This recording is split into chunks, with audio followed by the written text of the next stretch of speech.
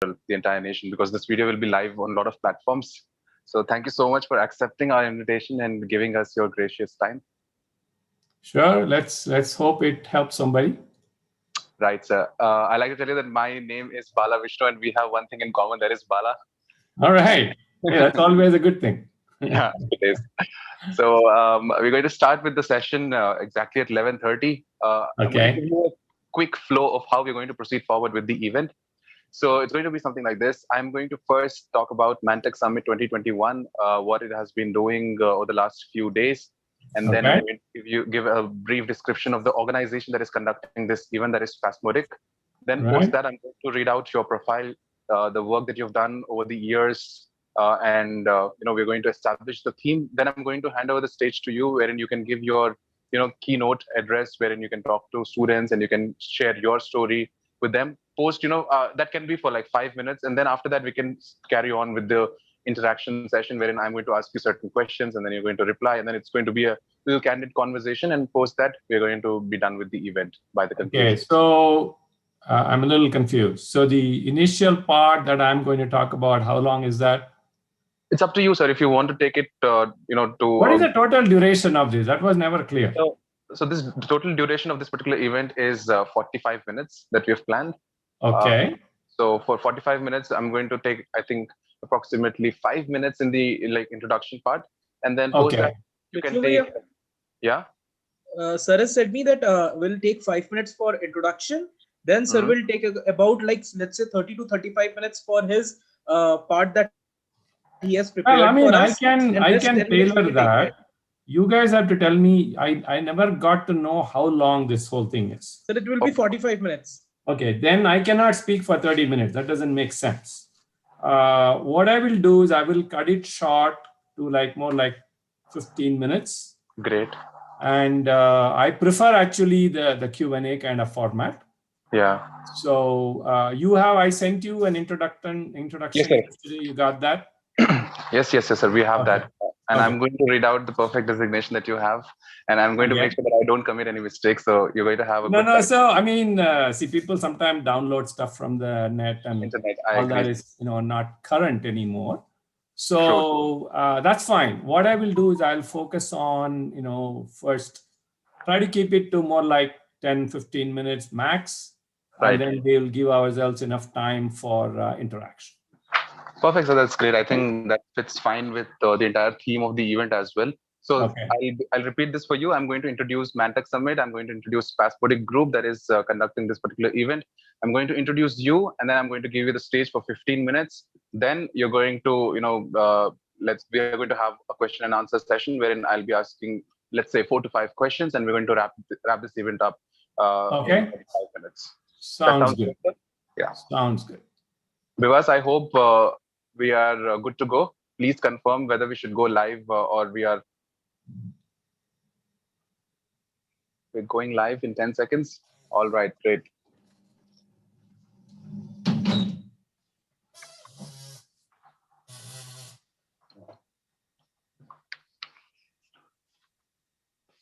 Please put a thumbs up in the chat section if we are live. Hi, ladies and gentlemen. My name is Vishnu, and I welcome you all to ManTech Summit 2021 once again. Today, it's going to be an incredible day for all the students because we are going to interact with one of the most astonishing personality in the industry. But before I go on to introduce the personality, let me tell you a little bit about ManTech Summit 2021. We've seen that in the past so many days, we've been interacting with personalities who work in industry, who hold reputed positions. Well, this event is more than that as well. We have, entrepreneurship stories. We have startup ideas, brainstorming, discussions, Q&A, and whatnot. ManTech Summit 2021 is started to be India's largest virtual entrepreneurship summit. And I think the credit must be given to Spasmodic Group, a student organization working under the Division of Student Welfare. And they have been doing some of the most exceptional events in the last 2 years, ever since their inception in the year 2019. Well, that is Group, and that is ManTech Summit 2021. And now, ladies and gentlemen, it is time for us to know about the personality who's going to interact with all of you and is going to share his knowledge and his wisdom with all of us. Ladies and gentlemen, today I welcome Dr. Bala Bharadvaj, aerospace expert, former MD, Boeing India Engineering and Tech Center, former president, SAE India. I'd like to talk a little bit about our expert here. He is indeed an aerospace expert with more than 4 decades of experience. Dr. Bala Bharadvaj holds solid academic credentials in aerospace engineering and management. His BTech in aeronautical engineering from IIT Madras, master's and PhD degrees in aerospace engineering from Georgia Institute of Technology, Atlanta, and MBA from the University of California at Irvine, California. Dr. Bala has worked at Boeing for 33 plus years from 1987 till the end of 2020. 22 of these years were in the US and the last 11 years in India. While in India, he has played a major role in building Boeing's Engineering and Technology Center. He retired recently as the managing director of this center. Prior to joining Boeing, Dr. Bala Bharadvaj was a faculty member in the Aerospace and Mechanical Engineering Department at Boston University in the United States. During his distinguished career as a technologist, program manager, strategic thinker, and leader, Dr. Bala Bharadvaj has been recognized with several awards from NASA, Boeing, and other organizations. He's also been inducted as an associate fellow of the American Institute of Aeronautics and Astronautics and is a member of Beta Gamma Sigma Business Honor Society. He has also been recognized by the American Society of Engineers of Indian origin with the Outstanding Achievement Award. He was honored by the Hindustan Institute of Technology and Science with an honorary doctorate for his contribution to aerospace. Dr. Bala Bharadvaj has been involved with industry bodies related to engineering and aerospace for many years. He started aerospace activities in SAE India in 2009 and was the president of SAE India during 2018 to 20. He's also active in bodies such as Karnataka Aerospace Technology Center, NASSCOM's Engineering Research and Development Council, and CII, Karnataka Aerospace and Defense Panel. Dr. Bala Bharadvaj is also an active speaker at universities and other community forums, and we are so glad to have him out here at lovely Professional University. And we are hoping that his presence out here is going to inspire millions and millions of students who are going to watch us live on Facebook, YouTube, and perhaps all the live streaming platforms that there are. So I would like to now hand over the stage to Dr. Bala Bharadvaj, sir, and I'd like to formally welcome him once again to ManTech Summit 2021. Sir, off to you. All right. Thank you, Vishnu. Now I need to share my screen, so you may have to enable something. I'd like to request the technical team to kindly mark sir as the co-host of this particular conference so that okay, so let me know when that's been done. Hello, everyone. Vishnu, thank you for that introduction. I'm actually excited to talk to you guys. As Vishnu mentioned, I have been an active speaker at various student events. And one of the reasons is to help you all understand what aerospace is all about, how you can prepare if you want to be part of the aerospace industry. It's sometimes mysterious. People don't know a lot about this industry. It's a very large and complex industry. And unless you have put some effort into it, it's not something that automatically you come to know about. Even though we have many colleges and universities that provide degrees in aerospace, most of the people who work in universities have not necessarily worked in the industry. So it makes it difficult for them to understand exactly how this business works. And that's kind of what I'm hoping to do today. As soon as I'm able to share my screen, it is still not letting me do that. But let me go ahead and proceed. One of the things that you would have noticed, while Vishnu was explaining about my background is that I have a very, very solid technical background, but then I also backed it up with an MBA.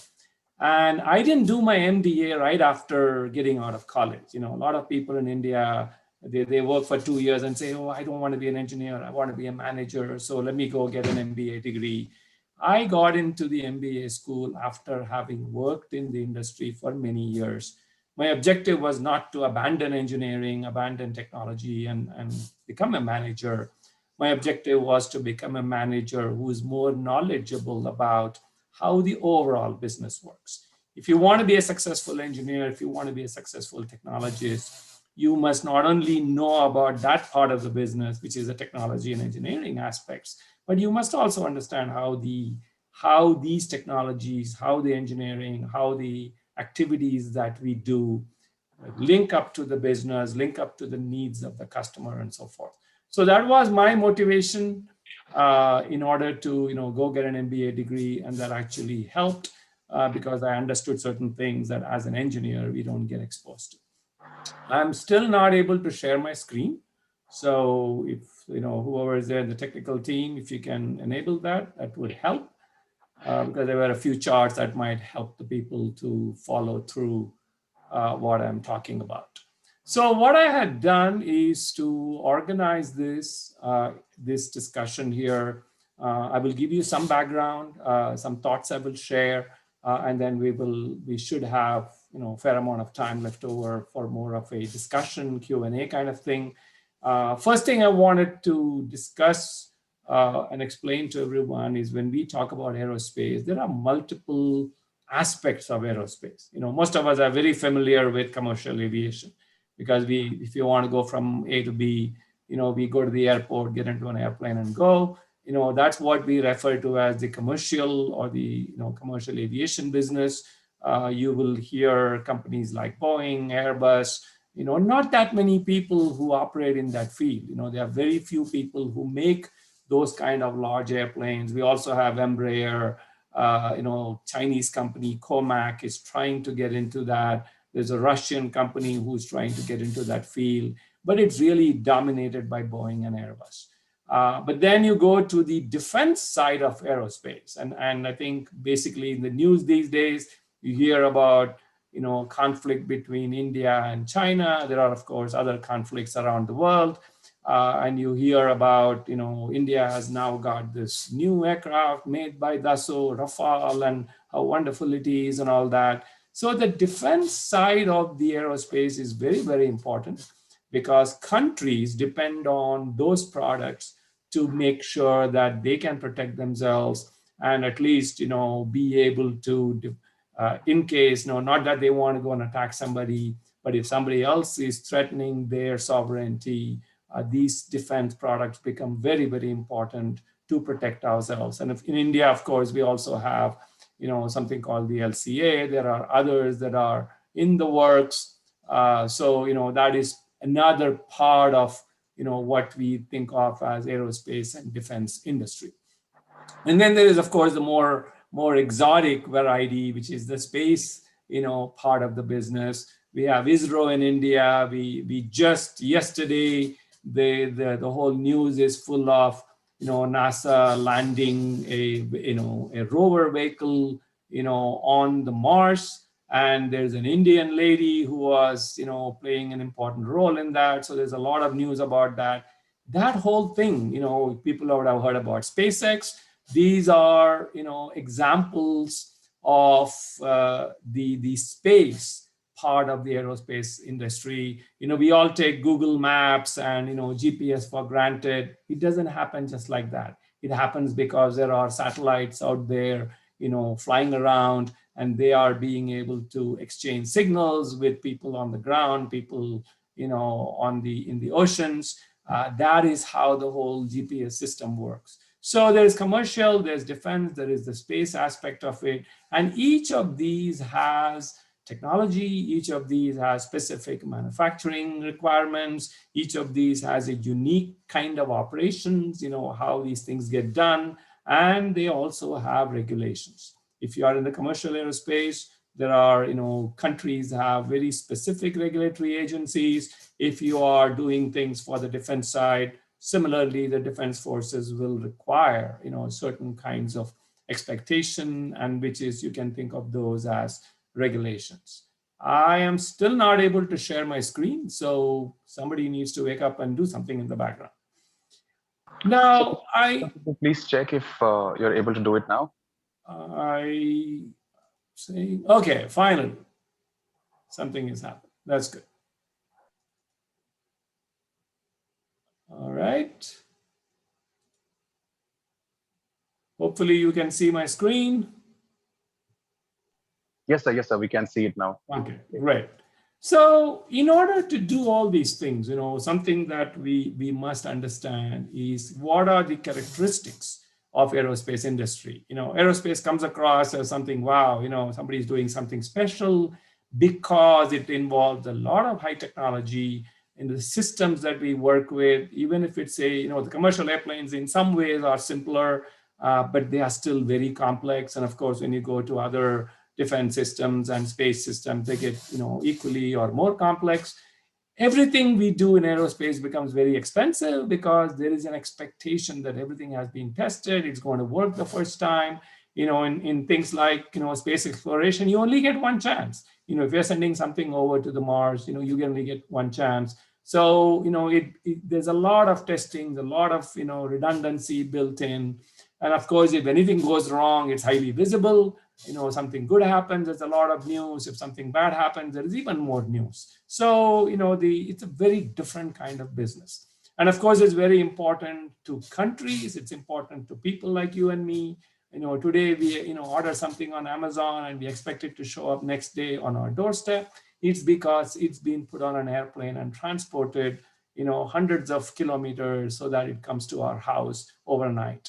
And then, of course, what we do in aerospace goes well beyond national boundaries. It is nice to talk about Atmanirbhar, everything will be done within India, but the reality in aerospace is that there's a lot of interaction that happens between countries. Now, what are the expectations and what are the demands? Very, very high safety standards. Nobody will accept it if something goes wrong with an airplane, whichever variety it is, which means the quality of the product has to be extremely high. The product has to be very reliable. We have some products that are one-shot deal. We have other products that are in use for 30, 40, 50 years even.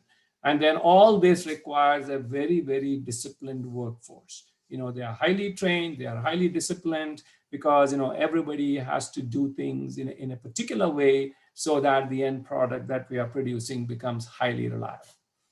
Now, from a business perspective, it is a highly capital intensive kind of business. Capital intensive means it requires a huge amount of investment before the first product comes out. That's because there's a lot of research and development. You have to make prototypes. We have to go through certification. We have to prove and reprove and revalidate that everything is working before you can hand it over to somebody. And what this means is when you start working on a product, it can sometimes take years and years. For example, the LCA that we talk about, the light combat aircraft that India is so proud of, it has taken us decades to get it to a point where we are very comfortable with how it works. And of course, sometimes people lose patience in the meantime. They say, hey, I invested money. I cannot wait for this long. So this whole return on investments becomes very tricky in aerospace. And that is one of the reasons why, large aerospace projects become, run by government. Government is the only one that can say that, yes,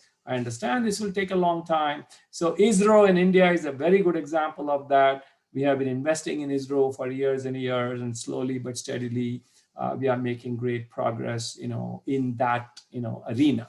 And of course, whenever something nice happens, it's a matter of national pride. And just the Mars lander, even though the lady that was in charge, she went to the US when she was 1 year old.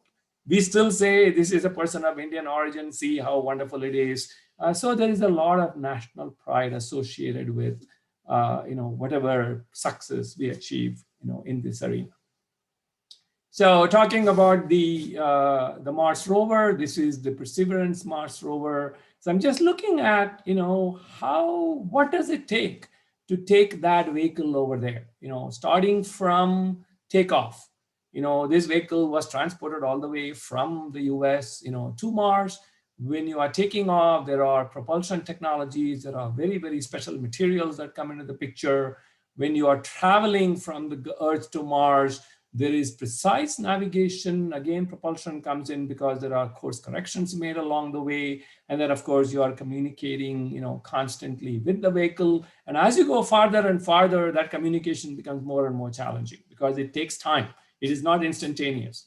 the vehicle is far and, very far away. So by the time you send a signal, you get a reply signal back. It can take more and more time. So in a way, you are kind of depending on the vehicle to do things on its own. When the vehicle was re-entering, again, materials become important because the whole thing becomes very, very hard because of the interaction with the atmosphere.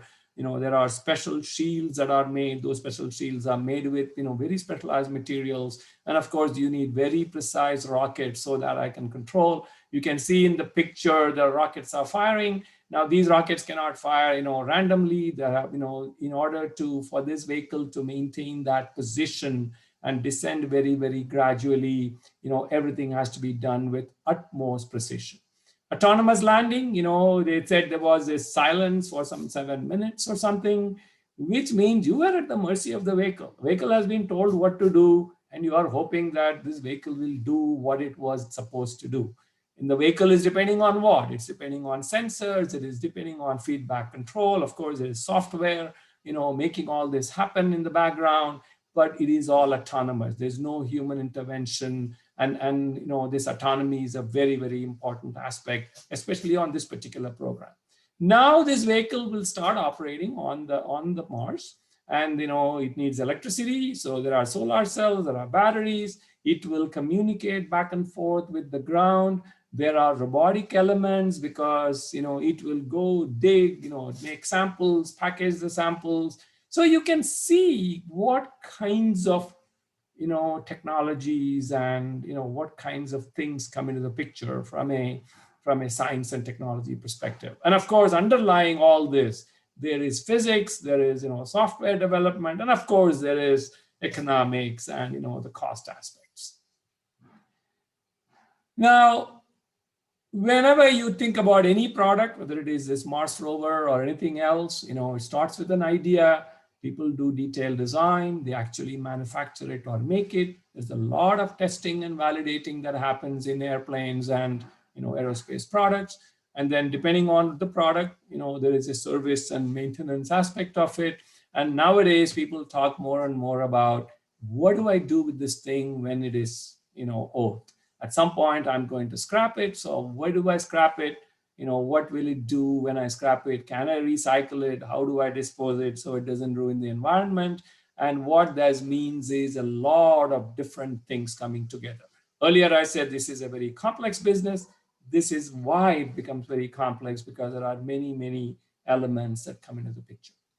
Now, technologists, generally, if most of you students and even people who have kind of made technology as their career, they get excited about new ideas. They want to do new things, something that has never been done before, or at least not done in their circles.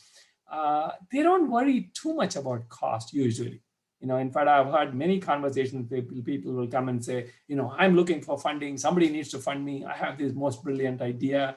And then if you ask them, how long will it take? They'll say, well, I'm trying my best. It will take, whatever duration it takes.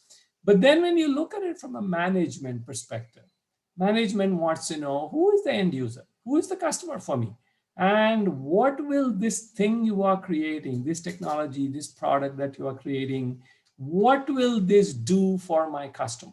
And of course, the managers also want to know when will it be ready. I cannot give you unlimited time, and they want to know how much it will take, how much time it will take, how much effort and money it will take.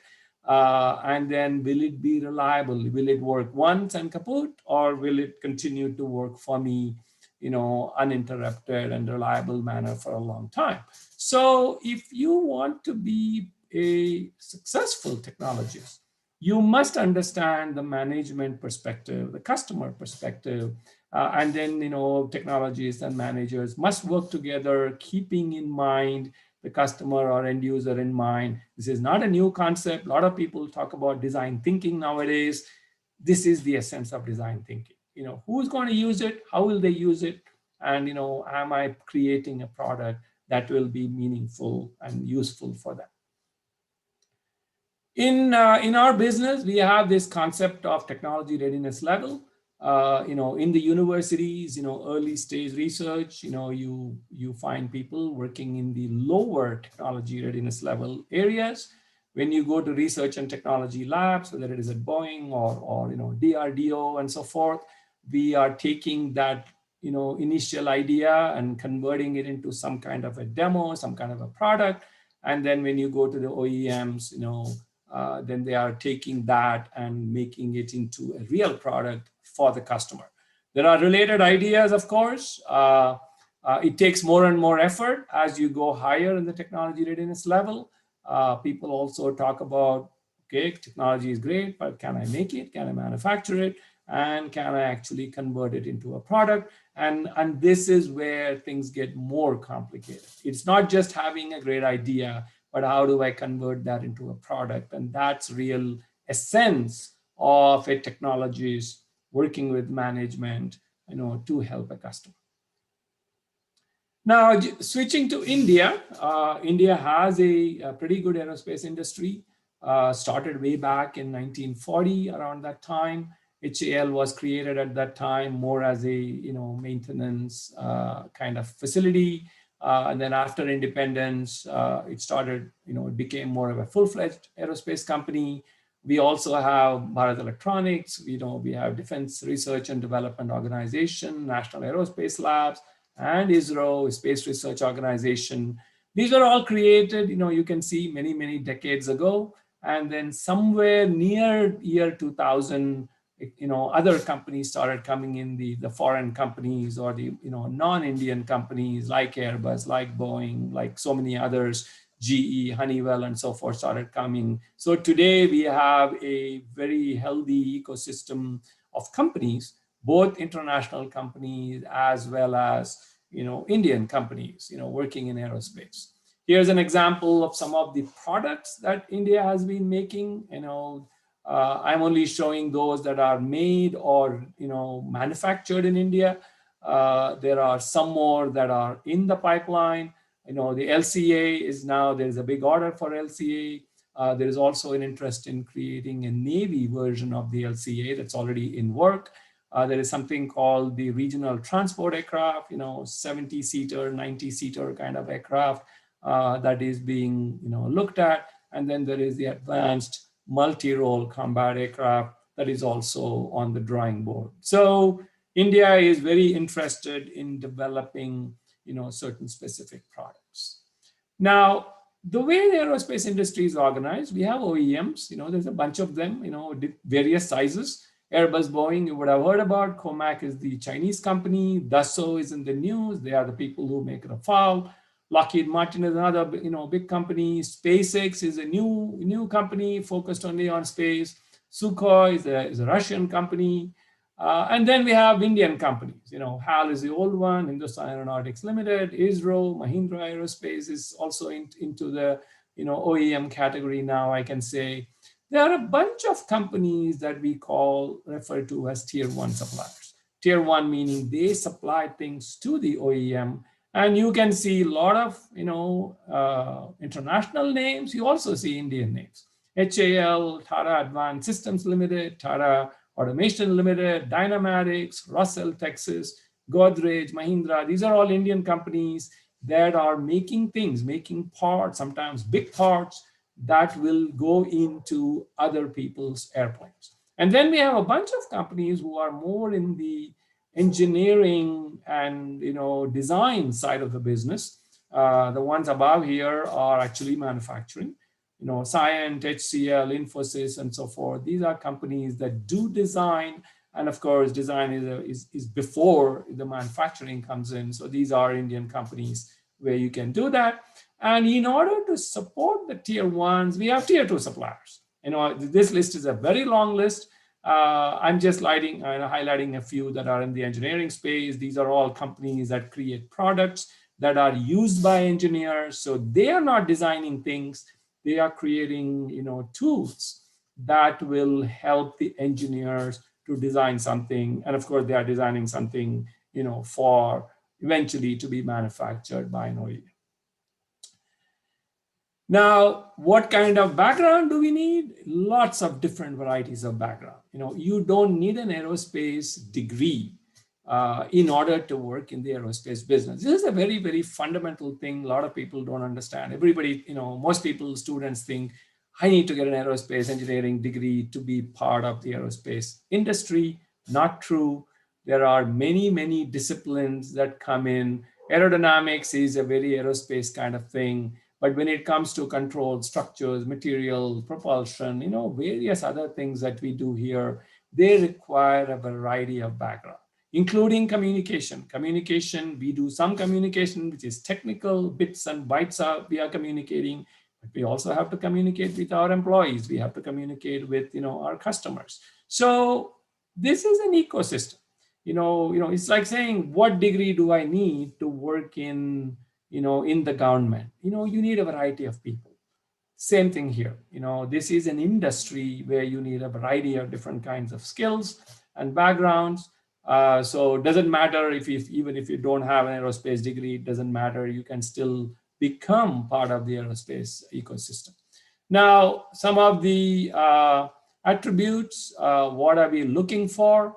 We are looking for people who have basic science and engineering fundamentals.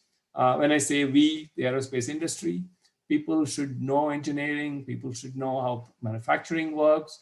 I think people should know about economics and business fundamentals as well. Everything we do in aerospace is multidisciplinary, which means there's one system talking to another, one kind of technology talking to another kind of technology. People need to have that ability to think about not one specialized area, but think about the bigger system as a whole. We expect people to be critical thinkers, creative thinkers. We expect, in any industry, we want people to work independently, but we also want them to cooperate with others. This is, once you complete your college and go to industry, it is not about your grade. It is about the success of the team that matters. Communication is very, very fundamental, both on the technical side as well as non-technical communication. Teamwork, which is related to cooperative thinking, diversity, willingness to accept other people's thoughts, work together, combine ideas, and then having a global perspective, because aerospace is a global business. Because of the way our business works, the emphasis on safety, ethics, and safety consciousness is extremely high, absolutely, not negotiable. You must be adaptable to change because things are changing. When I graduated, several decades ago, there were certain things that were active. Today, technologies are very different. Therefore, you need that curiosity and lifelong learning. This is not, I kind of look at a career in aerospace, in fact, most other disciplines, I would say today, as a marathon. It is not a sprint where you hurry up and, get the certificate and I'm done. It is a marathon. You have to go on and on. In a marathon, you run for 26 miles. If you get to, any discipline, any industry, you are probably having a career for 26 years, sometimes even longer. So you must be prepared to continue to work in that environment, learn as you go, adapt as you go, not forget the principles, but continue to learn and grow for a long time. Okay, this is my last chart. I think aerospace is a very interesting and challenging field. There are plenty of opportunities, both in the Indian companies as well as multinational companies. Like I said, it requires a variety of skills and backgrounds, but I think this preparing well, the basics, fundamentals, willingness to learn and change and so forth, and willingness to work hard are very fundamental if you want to succeed in the long haul. So that's the end of my presentation as such. Thank you for listening and letting me share my thoughts. I'm happy to have a discussion, answer questions. All right, so thank you so much for this presentation. I'm pretty sure that the students who are watching this and perhaps will watch this in the coming time, they are going to learn a lot of things, and perhaps will also get motivated to contribute to the aerospace industry. And today, if we look at it, I'm pretty sure that the opportunities that you discussed as of now are plenty, and that is a good sign for all the students like me, like a lot, who are having this thought in their head to enter into this particular industry. Coming to the question and answer session, sir, I think I have one very interesting question for you. And that question is, you know, we talk about startups now, and there are so many young minds who wish to have a startup career in the aerospace industry as well. Now, what are the challenges and what are the possibilities that you would like to share for these students who are willing to start a business in the aerospace industry? So I think one of the reasons I shared this idea of OEMs, tier ones, tier twos, is because it is not necessary to start working in aerospace only at a Boeing or an Airbus or a large company. There are, the aerospace is a very, very wide spectrum. It's kind of like trying to become part of the Indian cricket team. If I say that I want to be part of the national team, I want to go overseas, represent, India in the cricket team, you don't say first step, I have to be selected in the cricket team there. You start from high school. You become good enough to become part of your high school team. Then you become good enough to be part of your local, state team. You become part of the under 19 India team. And then you become, try to get a, place in the IPL. These are all stepping stones, and eventually one day they will call you and you say, oh my God, I had tears in my eyes and I never expected this. And you get all that drama, you see, because that is how difficult those things are. And what I find is, many times people think, I need to be at the top on day one. It doesn't always happen. You may be super lucky. You may be one of these genius people who, who everybody wants to, them on, you on their team, but that doesn't work for everybody. So if you are serious, don't be too picky and say, I will only work with the super, the best company that is available. You be open to joining other companies because there's a lot to learn. I can guarantee there is no professor around in India or even elsewhere in the world who understands how the industry works fully. There are people in industry who don't understand how industry works fully because it's a very complex thing. So by having a degree, even if it is a master's or a PhD, there are many, many things to learn. And the way you learn these things is by getting into whatever opportunity you can get and then learn in the process. And I cannot underemphasize this continuous learning.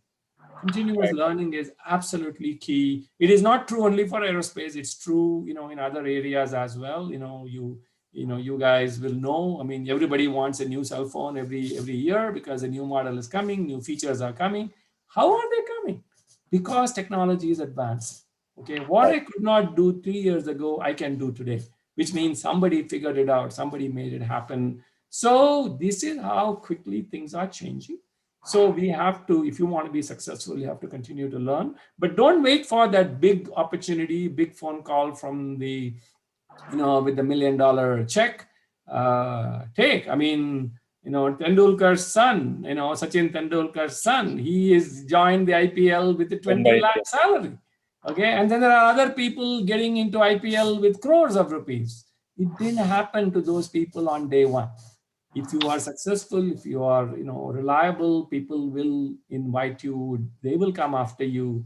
But at the beginning, you have to go, you have to accept whatever opportunities, become available. Right, sir. Right. That is a good takeaway for all the students. Now, the second question that I have for you is that I'm pretty sure that in your 40 years of experience, you must have seen a lot of innovations. What are some of the best innovations, according to you, that you can talk about? Oh, there are lots of innovations. I just give you context. When you mentioned I went to IIT Madras. Yes, sir. The day I went to IIT Madras to join, we used to go in those days, I don't know how it is now, but I'm sure they have to go a few days before the classes start. So we went there. On the day I went there, the news was that Apollo 11 was launched in the US. This was in 1969.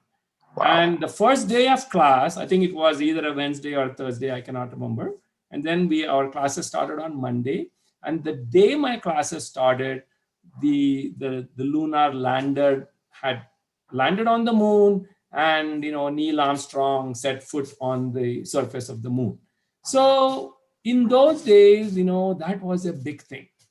It was, just the fact that people could send a human being, they could go to the moon, they could actually land and walk on the moon. That was the very first time a human being was doing that.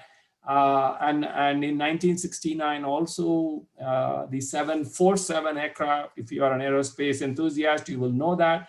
It was the biggest airplane made at, in those days, a very, very iconic airplane made by Boeing. 1969 is when the Boeing 747 made its first flight. And if you go look at those airplanes, look at the lunar lander that landed, in 1969, and compare that to what we did yesterday by landing a vehicle in Mars. There are so many technologies that have come that have enabled these changes to happen. Right. I mentioned GPS. Nobody even knew what GPS meant. Okay, IT industry as we know it today did not exist. I have written code, the people who used to communicate with the lunar lander, they used computers which are smaller than the computer that is sitting on our smartphone today. Okay, so there have been enormous amount of changes in the hardware that is available to us, the electronic hardware.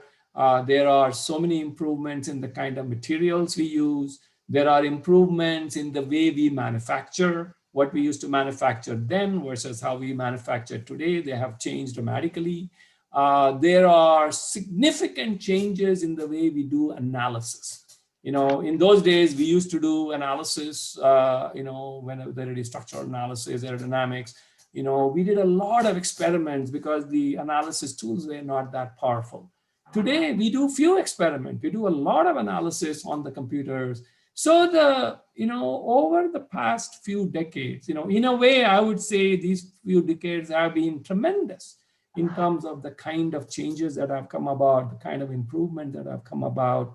It didn't happen with one person or one company. It happened because a whole ecosystem of people have contributed to that. And will it continue? Yes, it will continue. It will, people talk about 3D printing, people talk about robotics, in those days, robots were only seen in science fiction. Today, we actually have robots that are used for all kinds of things. The lunar rover is a robot. We may not think of it as a robot. Robot can come in many different shapes and forms.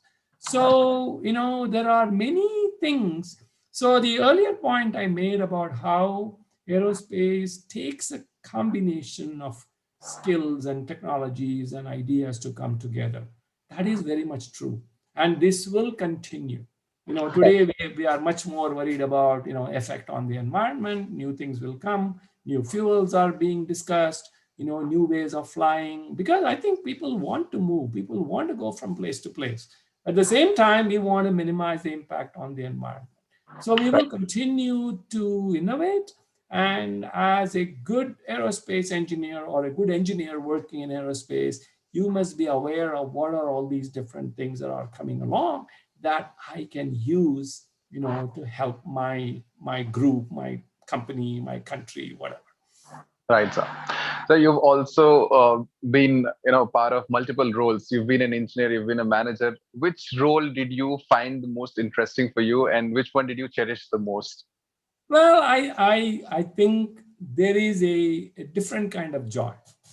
It's like asking somebody, did you enjoy being a high school boy, or do you enjoy being a grandfather or a father in between or a husband in between?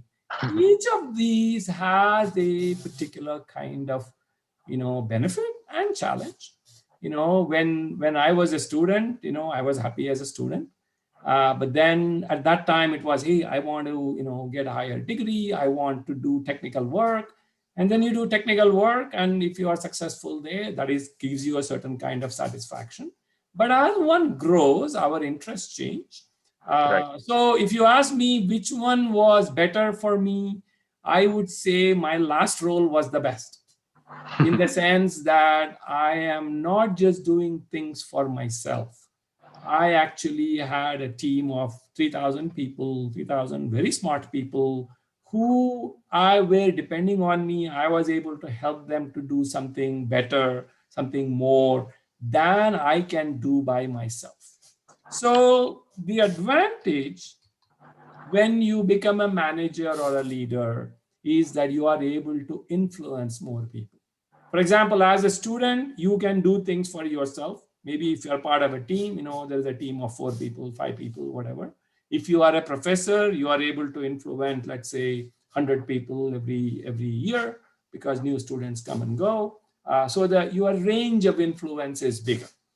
But as you become more and more active, as you gain higher positions, your circle of influence gets better.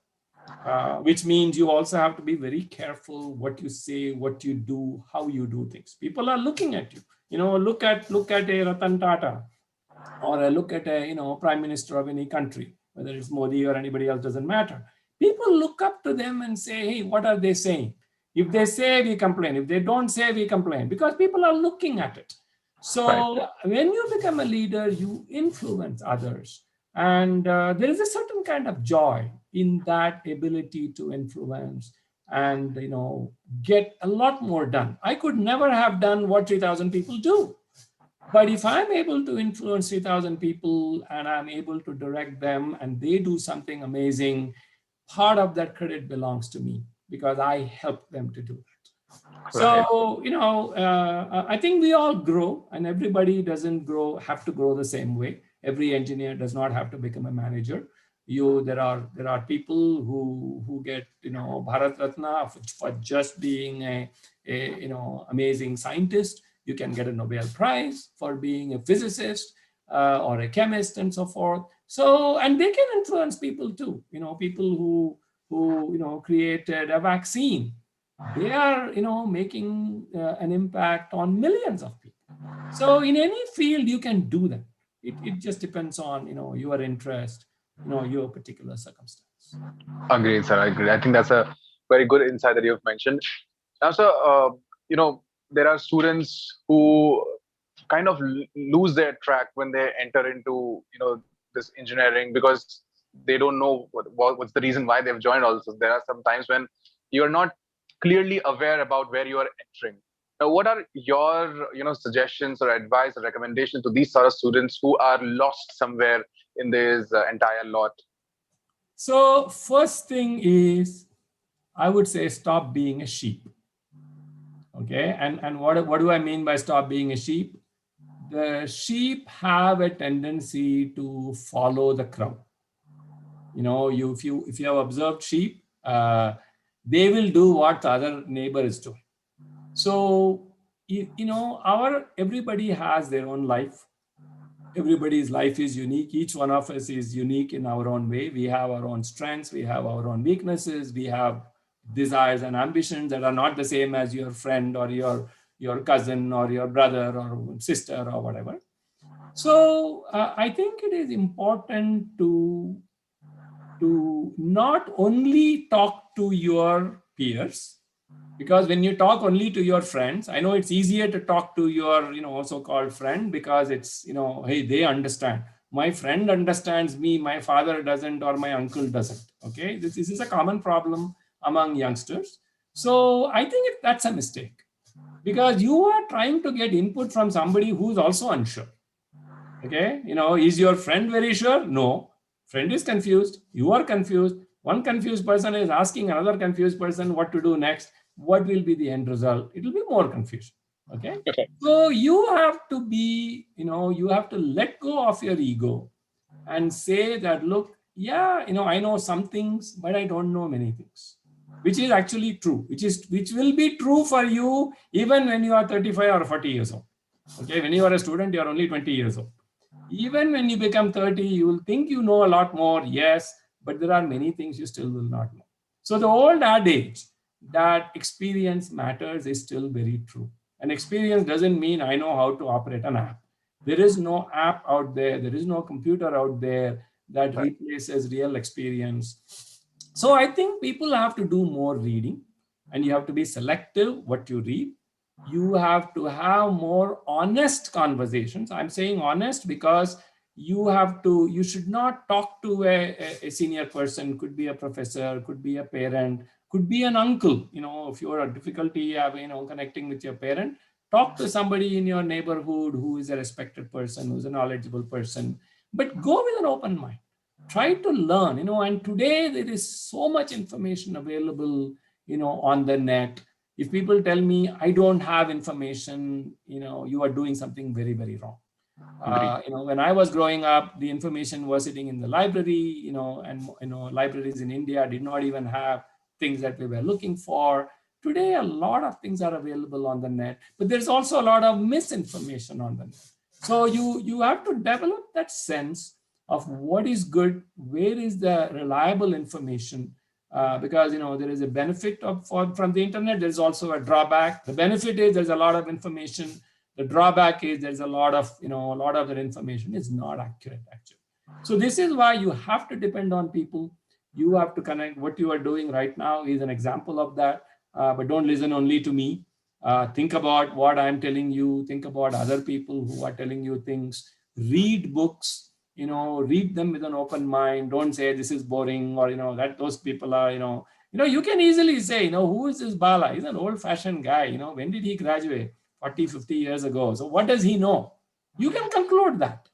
But I have the benefit of experience, which you will get only after 40 years from now. Okay. And there are many people like me. I'm not the only one. There are many other people like me. So I think that is important. Right. And you must have a larger goal. See, what I find is that most of us, especially when you are young, people are enamored with, I want to get a job and get a motorbike, or I want to hurry up and get a job just like my cousin. No, I mean, what is it that you want to do with your life? It is not only about getting one more job, getting whatever everybody else is doing. Have some goals that are higher than the ordinary. This is what I mean by don't become a sheep. If you want to be a leader, you have to be different. You cannot be like everybody else and say, I'm a leader. You are not a leader. You are the follower. If you want to be a leader, you have to have your own ideas, but those ideas have to be questioned. You have to think about it. You have to discuss with others. You have to make sure that idea is a meaningful idea.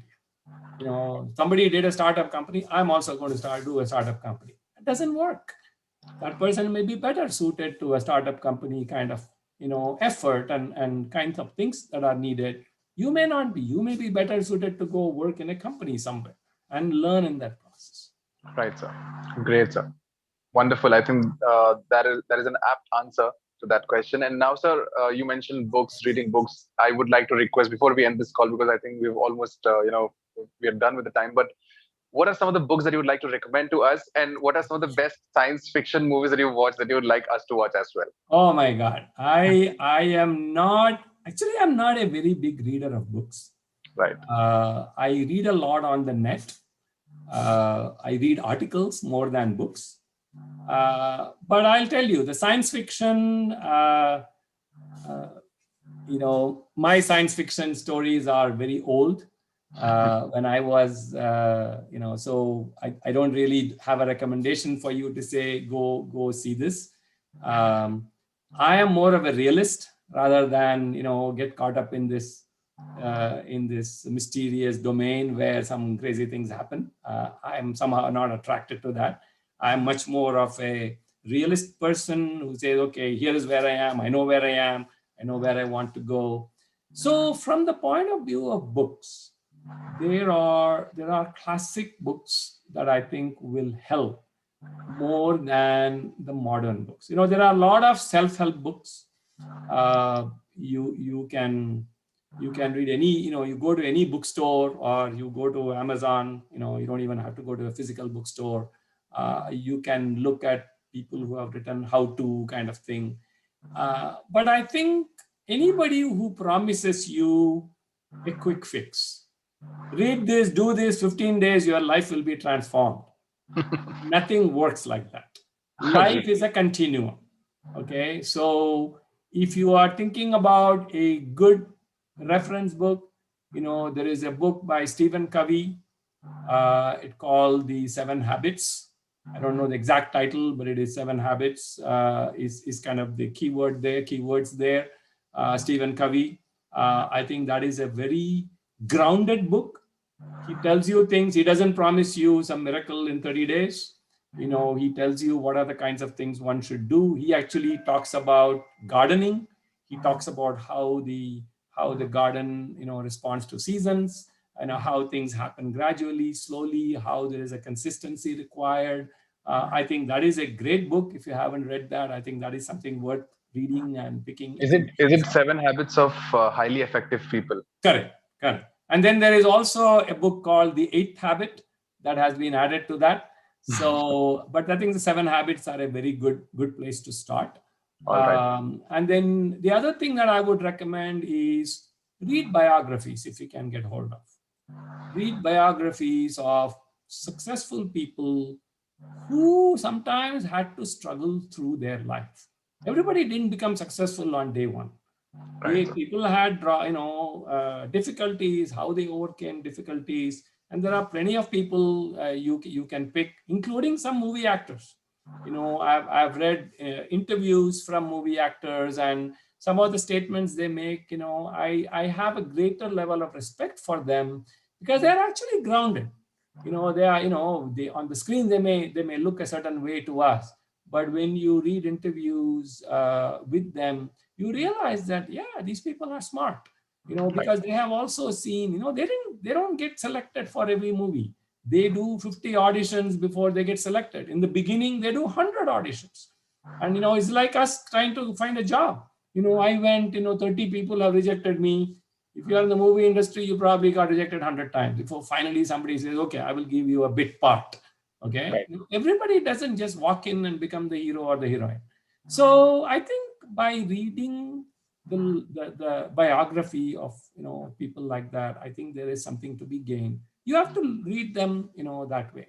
The other thing I would do, in terms of books, I am a big believer in our traditions. We have kind of thrown away, this generation especially, we have abandoned many good ideas that we used to have in the Indian system. And because we somehow thought that, this is all useless. Old does not mean useless. Old simply means it is time tested. It has been done again and again by generations, and generation after generation found value in that. Okay, I'm not saying everything we used to do 100 years ago is right, but there are 80% of the things we did 100 years ago are still very valid. And for example, we today we hear about we should do yoga. Why? Because so and so movie actor in Hollywood is doing yoga, or so and so basketball player does yoga before he goes to the court. Therefore, I am going to do yoga. This is what our grandfathers were telling us, our grandmothers were telling us 100 years ago. We have thrown that away until some fellow from the West comes and tells us that, what is my secret of my success? Yoga. Who? That is successful. I'm going to do yoga also. I think that's kind of dumb. It is not recognizing the value of things that we have and then going after only something somebody else has done. So learn a little bit more, talk to your elders. In India, we still believe in, elders, should get some respect, talk to them. I am become an elder now, I wasn't, but now, I'm kind of an elder, but talk to people who have gone through life, talk about the older systems. There are many good ideas which will actually help us. People today you must do meditation to overcome stress. We were doing, I never even heard about the word stress when I was in college. Okay, it's not that I was goofing off. I was not doing things. I was doing, probably more complex things than you guys were doing.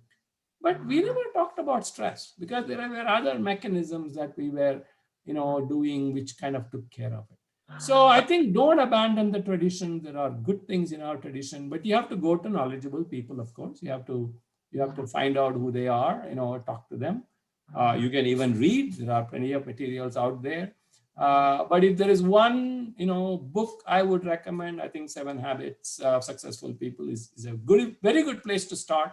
There are others, but I think if you can master those 7 habits, you will be set for a very long time.